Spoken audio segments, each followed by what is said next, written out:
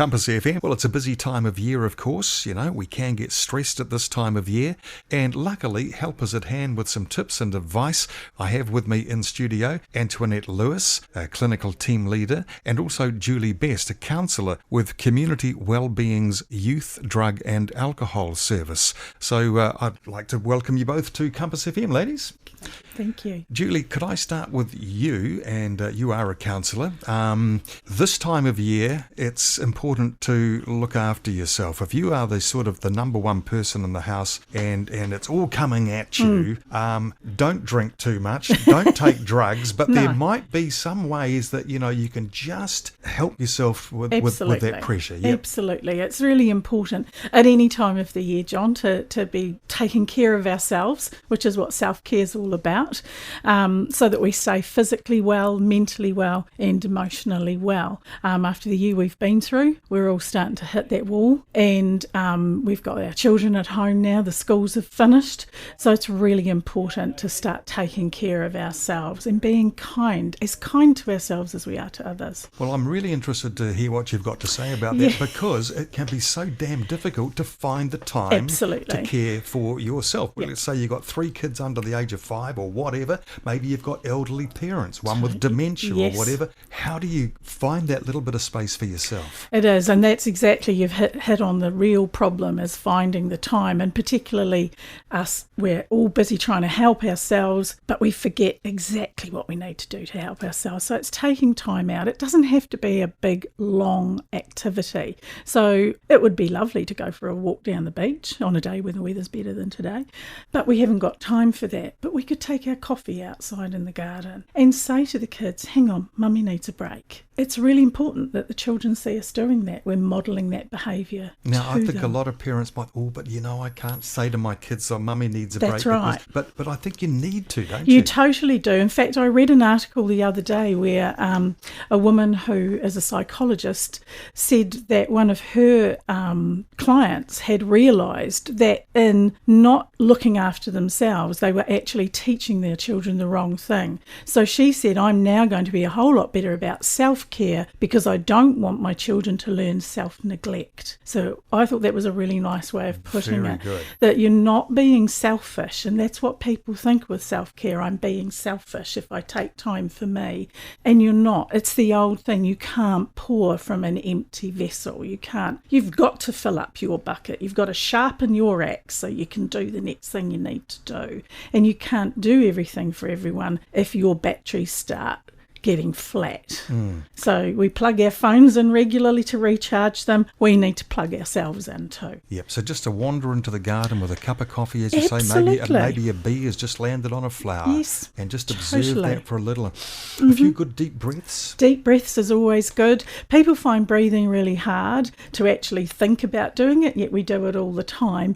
But breathing tells our bodies it's okay, there's no threat. When we're stressed, our bodies are physiologically priming us to either fight or flight, or in some cases freeze. But if we take really deep breaths into our abdomen, then we're telling our brain it's okay, everything's okay. So it's about breathing, and it's really about slowing down and just taking a couple of minutes. There's a wonderful program that we teach in schools for children called Pause, Breathe, Smile, and it's exactly that. Just take a moment, breathe, and then smile. Yeah, I like that. Yeah. And of course, it's not necessarily a young mum with children. It could be a young dad with children, absolutely. or as I say, elderly parents or whatever. But it's a crazy busy time of year, but it's a beautiful time of year, and everyone deserves to enjoy that. Totally, and we need to remember that we ourselves need to enjoy that, and we have a right to enjoy it. We're not being selfish. So one thing to do is just take a moment, check in with yourself. How am I feeling? What do I need? What's working? What's not working? What can I celebrate? And what can I let go of? That little check-in with yourself. What's working? What's not working? What can I celebrate? What can I let go of? And I think actually at this time of year there are a lot of things we could probably let go of. Children at the end of the day are going to remember how the house felt. Our family that come round and share with us, our friends, they're going to remember the good time. They're not going to remember exactly what they had to eat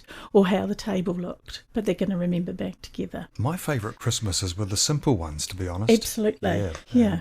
And, we didn't have a lot, but just unwrapping doing a couple of simple things, a simple meal. It doesn't have to always be extravagant and elaborate, does it? No, and we make it hard for ourselves when we're doing that. And then if we check in, we realise we're very stressed because we're doing probably far too much. What does it really need to be? And that's that letting go. What can I let go of?